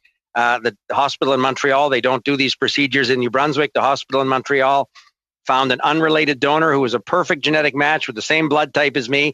And that wonderful gentleman gave me a completely new blood and immune system, which is functioning perfectly normal 15 months out. So I feel very lucky, and the medical tests that I keep going through, Tom, are very encouraging. So thank you for asking. And you have no idea, colleagues, when you're away from these jobs that we have and from colleagues and friends that we take for granted. I was away when I was sick. You have no idea how happy you are to see familiar and friendly faces and people you like and work with in the past. And Tom, you're in that category for me. So thank you for that nice question. You're very welcome. And just take care of yourself, Minister. We want to see you around for many more years. Now, I'll stop being Mr. Nice Guy and we'll get down to business. You're always Mr. Nice Guy, Tom. That's one of the problems. Even when you pretend not to be, we know you are. Just a big softy, just like you, Minister. Look, I want to just go back to the Debates Commission setup for just a moment. You have stated publicly, as is the Prime Minister, in recent months that you didn't want to see, and you still don't want to see, a snap election called. The NDP has indicated that they certainly don't want to see another early election call. Recent polling has indicated that most Canadians don't want to see an early election. So this is your opportunity, Minister, to put on the record, unless the government falls due to lack of confidence, are you committing today, because you referenced it earlier, that your government would not be going back to the polls early? It would wait until October 21st, 2023? Tom, you've been around a long time. I recognize the trap that is that question. I had the privilege of being in Parliament for 2 parliaments where Mr. Harper led a minority government. It is a well-known constitutional convention in Westminster parliaments that the Prime Minister can determine what he considers or she considers to be the confidence of Parliament. Mr. Harper did it a number of times. I remember those votes, Tom, as would you. But I just can wondering say, about your plan. But Minister, and look, I did not try to trap you. I just wanted to see if you wanted to put some sort of an official comment on the government's intentions on the record. But let me move on to another question. But Tomlin, give me a chance to do that. So I'll put on the record very clearly that the government has no intention to call a snap election during the pandemic. Our priority is to work with all parliamentarians, as we have since the beginning. If somebody had said, Tom, to you and me 2 years ago that we would be passing unbelievably important financial legislation, often with unanimous consent in the House of Commons, we wouldn't have believed it. So I think it says something great about our Parliament, and we want that to continue, people working collaboratively together as much as possible. Thank you for that. My last question goes back to the process of the Debates Commission itself. I agree wholeheartedly with your assessment that Mr. Johnson is an eminent Canadian. I believe that he is completely independent and nonpartisan. And I look forward, and hopefully in the near future, him coming forward with a detailed proposal of what he would like to see in the setup, perhaps the production side of things for the next debate. However, also, Minister, and I think you would recognize this as well as I do, that political parties have a say, or at least I believe should have a say, in the setup of the debates. Every single political party for the last 2 centuries has had debates, whether it be individual members of Parliament or leaders. And I think it would be, frankly, beneficial to the Commission if all of the parties, registered political parties in Parliament, would have an opportunity to at least give some suggestions to the Commission as what they would like to see in terms of the setup and production of a leaders' debate. Would you support that assessment, that you would allow and encourage political parties who would have their own checks and balances an opportunity to make some assessment and make some recommendations to the Commission itself?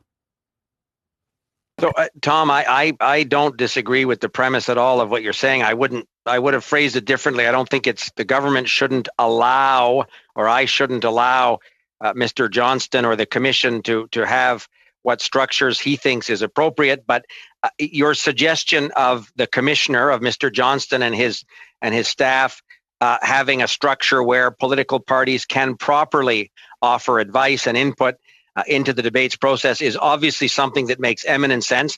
That structure existed with previous consortia that were organizing debates in past elections.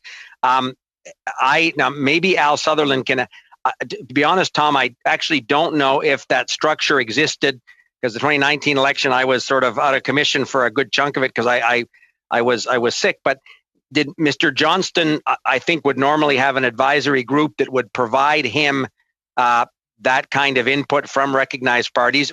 I would certainly support that. I can't imagine the Liberal Party not participating if Mr. Johnston set up something with the recognized parties. So if your committee suggests it to him, or I just want to be careful that it's not a suggestion from the government. If your committee were to suggest that to him, if you're asking would the Liberals participate, I cannot imagine we wouldn't. And I personally think it's a good suggestion.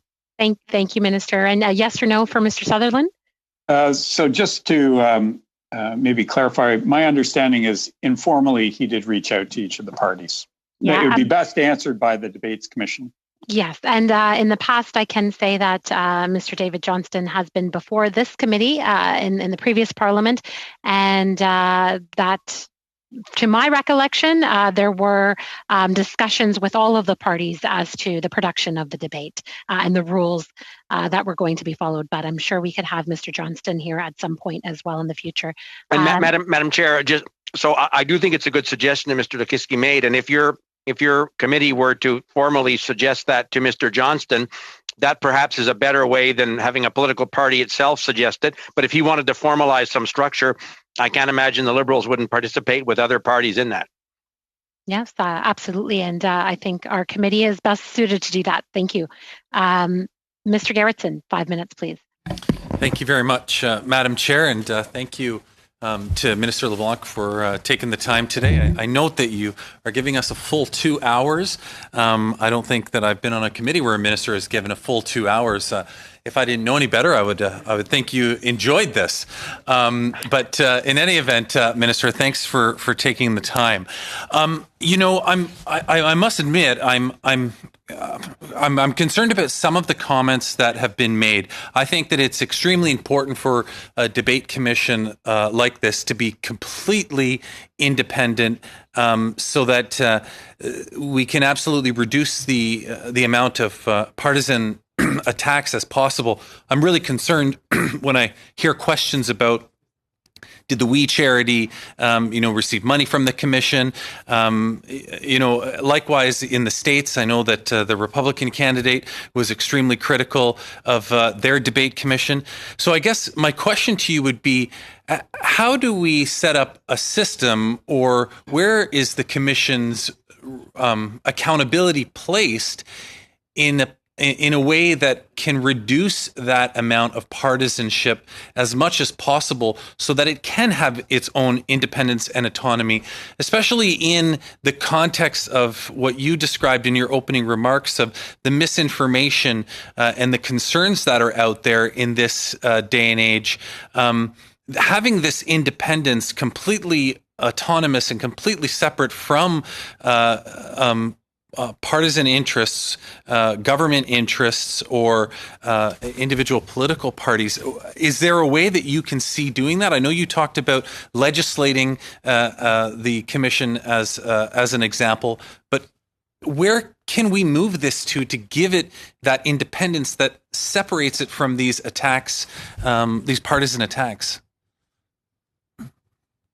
So, Madam Chair, through you, Mark, thank you for the question. I'm glad you can see my enthusiasm to be here. I've missed some colleagues, and it's for me a chance to be back in the action with all of you. So it's a privilege to be here. And I, Mark, share entirely your concern, and that's why, certainly as a point de départ, as a starting point, having the Right Honourable David Johnston as the commissioner, I think, as Mr. Lekiski and others noted, sets up the commission because of his role to have a high level of independence and integrity. He, in my view, is absolutely the perfect person to fulfill that role. But he too has shared reflections, Mark, exactly along the lines of what you've noted, in terms of a greater legislated independence. That ultimately, and in some future amendments of some Elections Act in some different parliament, or perhaps later in this parliament, if your committee and others want to work on that kind of change, that is, in my view, the ultimate assurance of independence, is to legislate a structure with the appropriate spending estimates that allow them to function independently. But the best way we could act absent that legislation is to use the order in council process in a transparent way, to appoint Mr. Johnson, as I said, because I think that greatly improves the legitimate and perceived independence of the commission, but to ensure also that we resist inadvertently making comments that would give the impression, as I've tried to be very precise here, that the government is directing the commission or would presume to direct him, for example, on what kind of advisory consultative structure he should have. Those should properly be left to the commissioner. He should receive advice and input, obviously, from a wide range of people, including your committee. But again, I would welcome your ideas. If the committee has specific ideas of how we can further strengthen that independence, both substantively and the perception thereof, I think it behooves all of us to try and do that work together. And just, I only have about 40 seconds left, but just in terms of there have been some comments and some questioning as to whether or not it's really even needed to have a commission like this. And I know that you noted that the United States has a commission. I believe that Australia has one too. I don't want to put you on the spot to provide more examples, but would your office be able to table a document that provides to us information on the other countries that would have those? Of course, Mark. We'd be happy to. I could see on my screen Al Sutherland was nodding. He may know off the top of his head which other sort of major democracies have a permanent or ongoing structure. He might be able to answer rhyme off very quickly a number of countries, but we'd be more than happy, Mark, to table with your chair for all members the best information we have on that, and I would ask Privy Council to do that. But Al, can you off the top of your head name some other? I could make up a list for you, Mark, but it's probably better to ask Al to do it.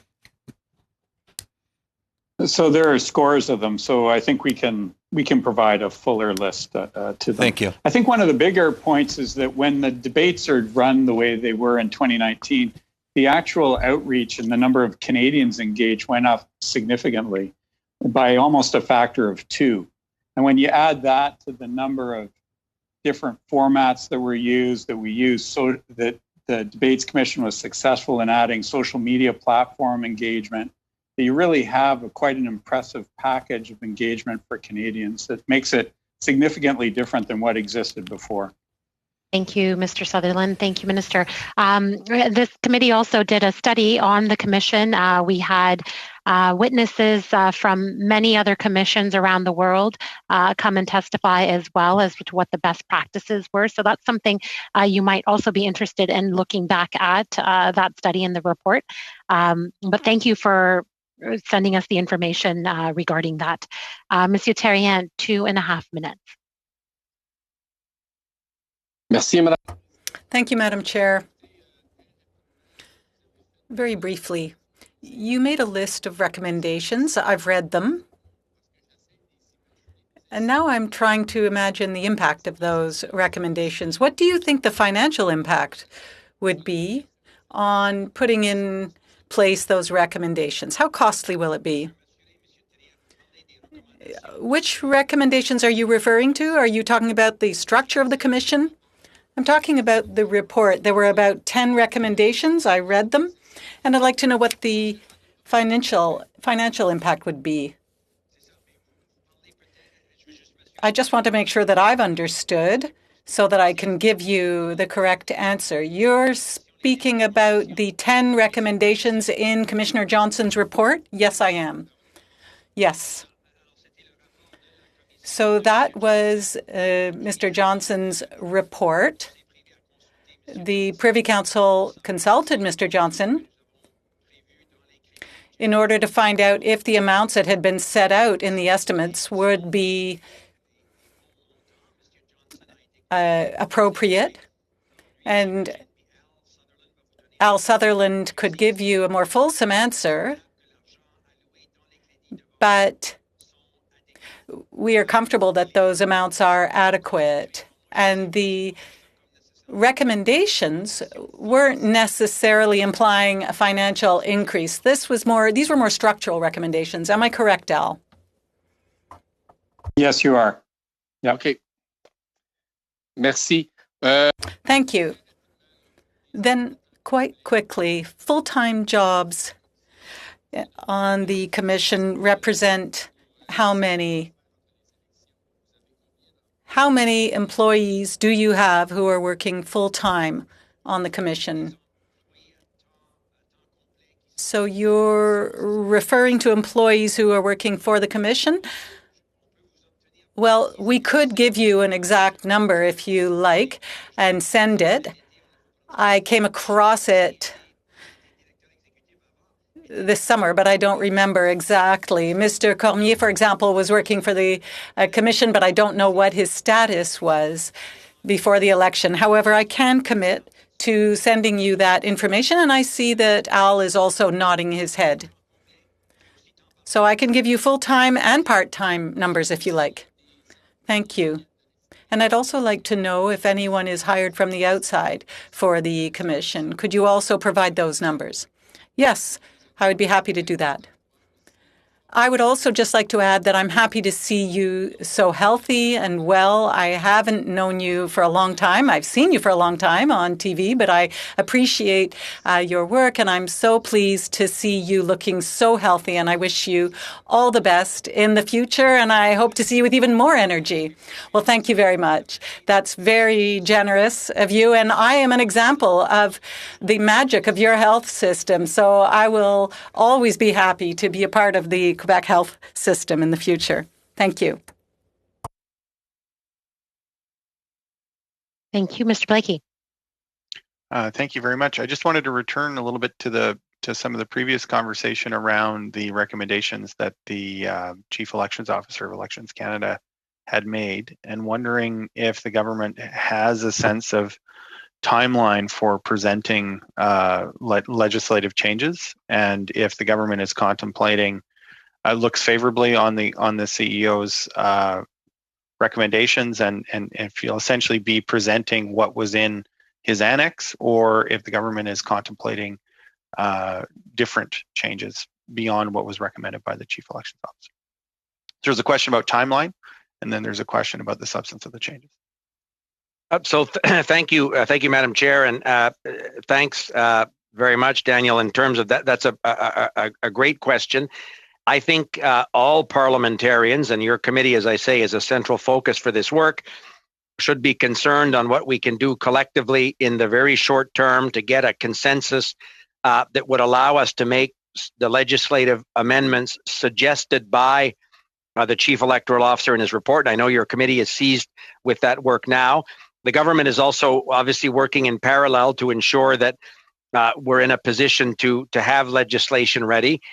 We have not made final decisions. There's been no cabinet decision around drafting instructions and so on, although that the preparatory work has obviously been done since we saw the Chief Electoral Officer's report. As I say, I'm prepared to offer my own personal views. As I say, the government hasn't made a decision. Cabinet hasn't made a decision yet. I would be happy to hear your views, but just before you offer those, I wonder, one of the things that conduces best towards consensus is time, and I'm wondering then if it would be a goal of the government to table legislation no later than December 11th, so that if we're not able to pass anything before we rise for the Christmas break, we might at least be able to contemplate the government's proposal over the break and be ready to take action when we come back in January.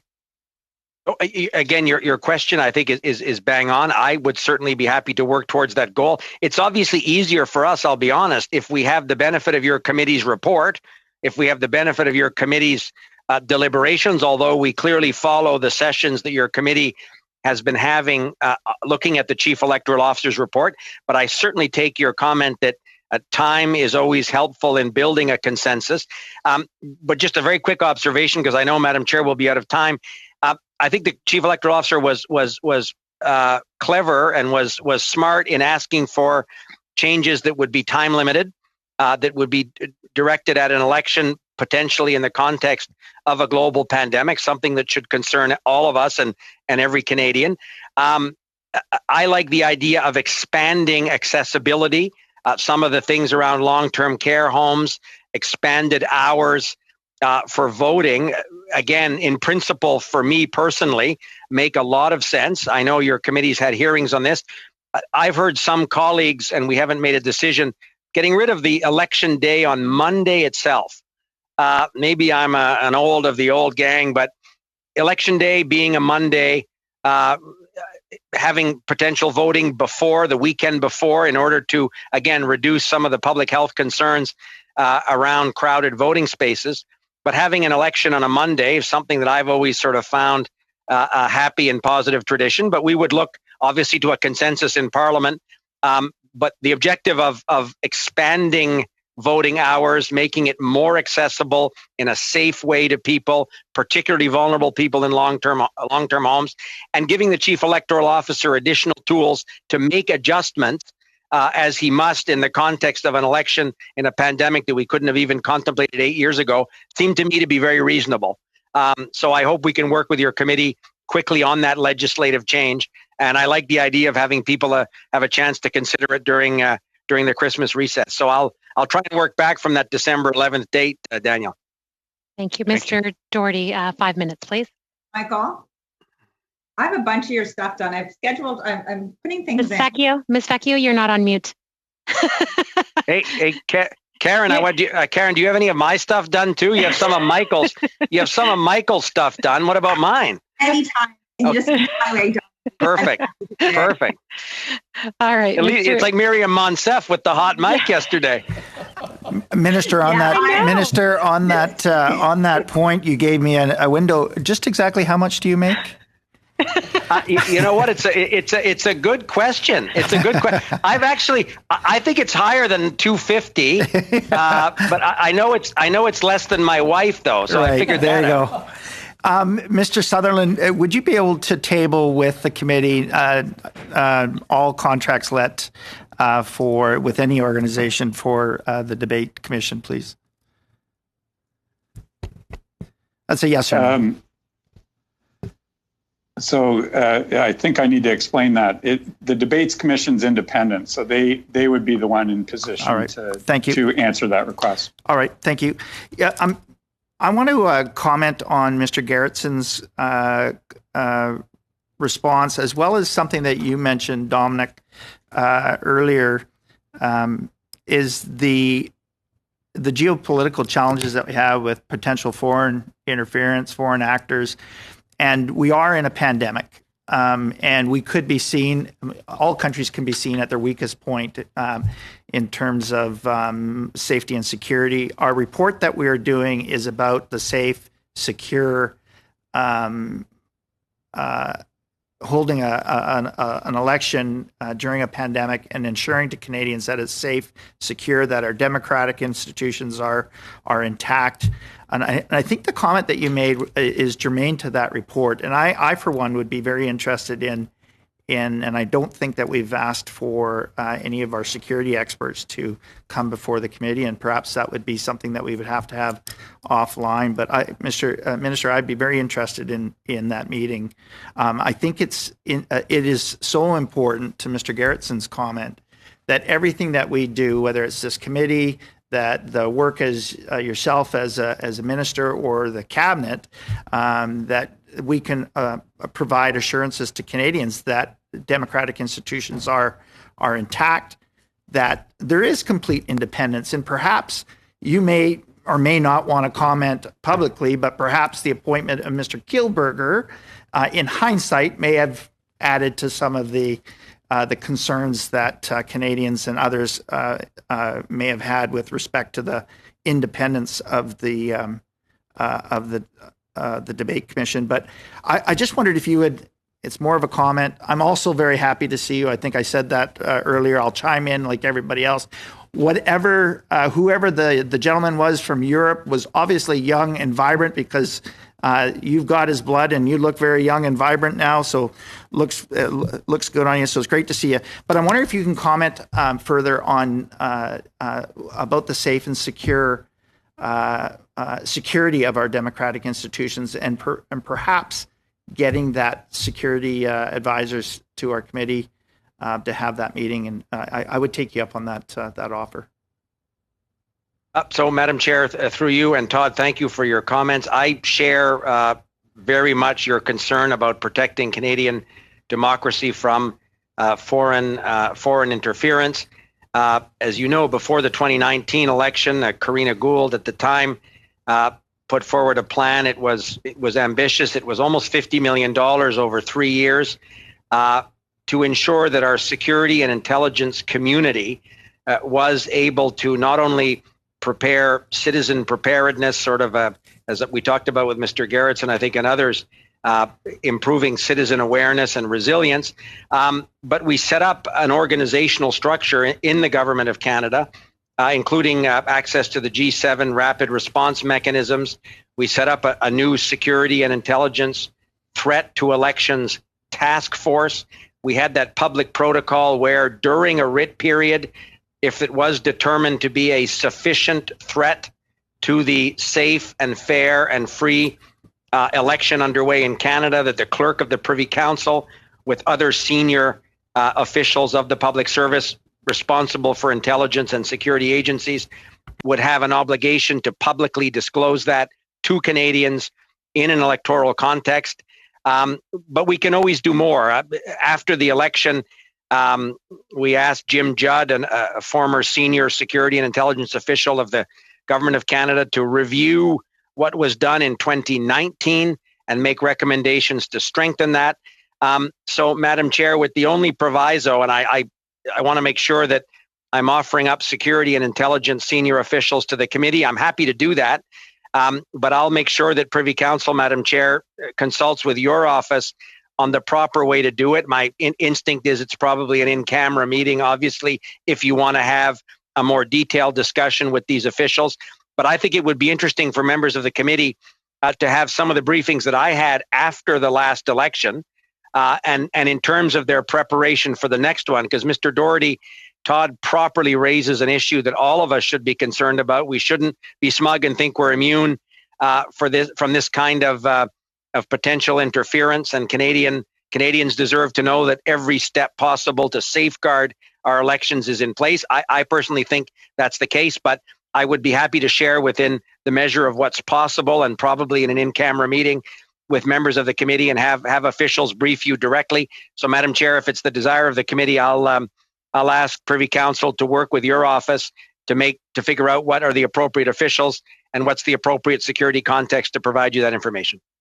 Absolutely. I think that would be very interesting. I'm seeing some nodding and thumbs up. So have your office get in touch with my office, and we will arrange something in the near future. Mr. Alghabra, 5 minutes. Thank you, Madam Chair. And if you could just let me know, I would like to leave some time at the end of my round to give Dr. Duncan an opportunity to ask a question. Minister, I'm not going to butter you up like the rest of my colleagues. I'm already your parliamentary secretary, and I have to deal with you. Omar, you shouldn't talk about buttering me up. You didn't see the greasy grilled cheese sandwich I stuffed into my face during some of the questions. Don't talk about buttering up. So you don't need any more butter. But in all seriousness, I want to just pick up on some line of thinking or questions that were asked. And let me start off by saying it goes without saying that a fundamental part of a democracy is an objective, fair, and legitimate election. How important is the debate to the electors? How important is the debate to the voters? So, Omar, thank you, Madam Chair. Through you, Omar, thank you for the question, and thank you for your help and your service as a parliamentarian as well. But I think, Omar, it's fundamental in the sense that Now, again, I'm going by some research I read some years ago, not necessarily, it was an academic paper, I think, around the point in a general election when Canadians typically make up their minds, in terms of the vast majority of people who don't know how they're going to vote when the election starts, or are less than very certain, and or change during the course of an election, because that also happens, as we've seen in some previous elections. I think that the widely accessible, appropriately formatted leaders' debates are absolutely critical to helping Canadians make up their minds, citizens make up their minds in terms of how they're voting. I saw, again, I'm going by memory, I saw some research that said it's typically sort of in the 72 hours following the leaders' debates that are typically in sort of the last third of an election, that people who are undecided or perhaps are wavering actually come to a decision how they're going to vote. And it tends to sort of lock in some cases, in those last 7 to 10 days, but following a leader's debate. And as Al Sutherland pointed out, if we were able to double the accessibility of Canadians to that debate as compared to 2015, if we were able to do that in 2019, then let's aim to go even higher in the next general election. And isn't it, I mean, just because the private sector is able to do it, isn't there wisdom in making sure that we need an institution, an independent institution, to ensure the protection of voters' right to access such debate? And that's exactly the question, Omar. If you're with a particular TV network or social media provider, a platform, you may not have an interest, or it may not be accessible to a wide range of people who want to follow the debate. That's why having a signal produced by an independent commission with the highest standards of integrity and independence and journalistic ethics, but making that available free and very broadly, as Al Sutherland said, on social media platforms, to television networks, to radio networks. That speaks to exactly that accessibility, Omar, that I think Canadians expect to have during an election debate. And that's why picking and choosing private networks or other venues doesn't necessarily suit that broad accessibility, which I think benefits every Canadian voter. Thank you, Minister. I'll ask Dr. Duncan to ask her question. Thank you. Thank you so much to my dear colleague and friend. Minister, I am going to come back to the health and safety, if I may. I'm really concerned about our residents in long-term care. Remembrance Day has just passed, and many in long-term care are veterans and family members of veterans, and we owe them a debt of gratitude. We owe all our seniors who've helped build this country safe and dignified care. And the greatest tragedy of the pandemic is the lives lost in long-term care homes. So should an election be called, I want to ensure the health and safety of those in long-term care. And when I look at just Ontario alone yesterday, there were 100 long-term care homes in outbreak with over 700 resident cases and over 500 staff cases. Through our work here, we've heard recommendations like no polling stations in long-term care, no election workers in long-term care, no taking residents out of the home to vote, use of mail-in ballots. And I'm just wondering if you would like to share with the committee any ideas you have about ensuring the health and safety of our long-term care residents while ensuring their right to vote. Thank you, Minister.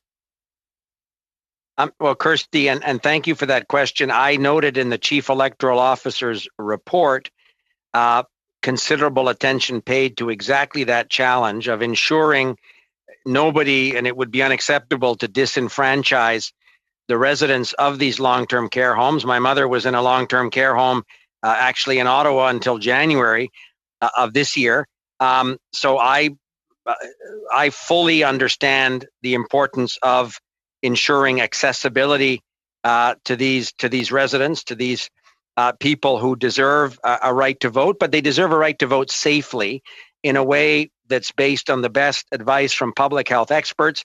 That's why I think one of the suggestions of Monsieur Perrault, the Chief Electoral Officer, of expanding accessibility through sort of mobile polls that wouldn't only be able to visit again, in a properly distanced, safe way, and that has to be based on the advice of public health experts, assuming that can be done, and I think we've heard views of public health experts that it can be, the more opportunities you have to get those residents to vote in a safe way, the better it is. In other words, the longer period they could access voting, probably, and you're more of an expert at this than I am, Kirsty, but would improve the safety factors necessary for them to participate and not be in a compromised circumstance in terms of their own health or the health of other residents. So I particularly like Chief Electoral Officer Perrault's suggestion of that sort of larger window to get long-term care homes to vote. But obviously that has to be done with the expertise of public health authorities, and some homes will be different than others because of exactly, as you said, Kirsty, the tragic outbreaks that we're seeing currently in this second wave. You mentioned Ontario. I had briefings as the chair of the Cabinet Committee on COVID, Manitoba, other provinces. It's a concern across the country, so you're right to raise it.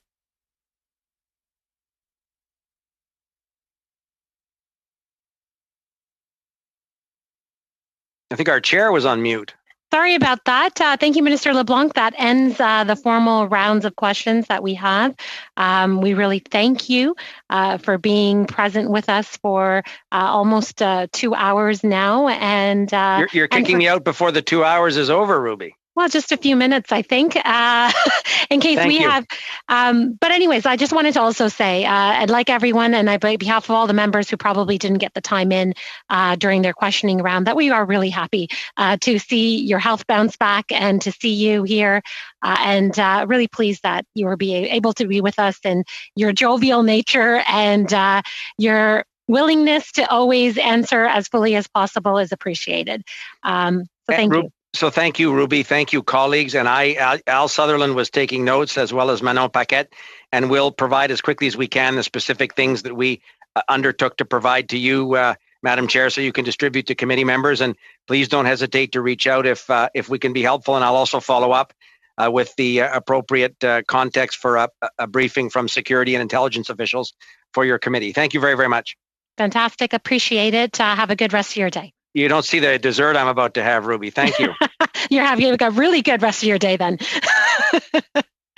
Thank you.